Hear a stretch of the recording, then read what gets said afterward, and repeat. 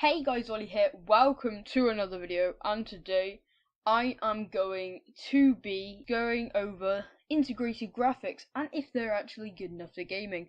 There's this thing around the gaming community that you can't actually game on integrated graphics, and people keep saying it, and today we're actually going to be finding out if that is true or if it's not, if it's just things that people are making up because you don't have to pay for a separate thing for that. The specs for the PC we are going to be using today are an i7-2600 non-K edition, 4GB of DDR3 RAM, a 1TB hard drive, and of course, Intel integrated 2000 graphics. Now, here are the benchmarks. Minecraft never actually dropped below 40 FPS. This is on the minimum settings, 720p for all of these games, but Minecraft never dropped below 40 FPS really, and most of the time it was above 60, like maybe into the 70s, into the 80s sometimes when everything was rendered in around it.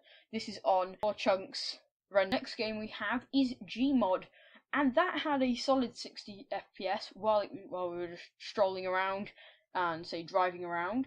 However, when you got into a fight with more than sort of one NPC, or more than a few NPCs, it dropped below, like as low as 20 FPS. Another thing to note is the fact that this was on the sandbox mode. If you're on a completely different mode, you could have a completely different frame rate. This was just on the sandbox mode. Also, when you went near one of those rocket launcher things, the frame rates actually dropped to like 17 FPS or something weird like that. I don't really understand that, but just thought I'd add that in. Portal 2 gave 40 FPS when nothing was happening, which is really surprising to be honest. But that's basically most of the game. It's sort of playable in my eyes. And it was into the mid sort of 20s, like 25 FPS or thereabouts, when things really did start happening and there was lots of things happening on screen. Now onto Terraria, and Terraria, whatever you call it, it was 60 FPS for the whole time in single player. However, when we took things into multiplayer, it got a bit more interesting, showing around 30 to 40 FPS. So that really was a weird drop. But anyway, on to the next game, Street Fighter 4. It has a built-in benchmark, so we used that, and it gave an average of 33 FPS.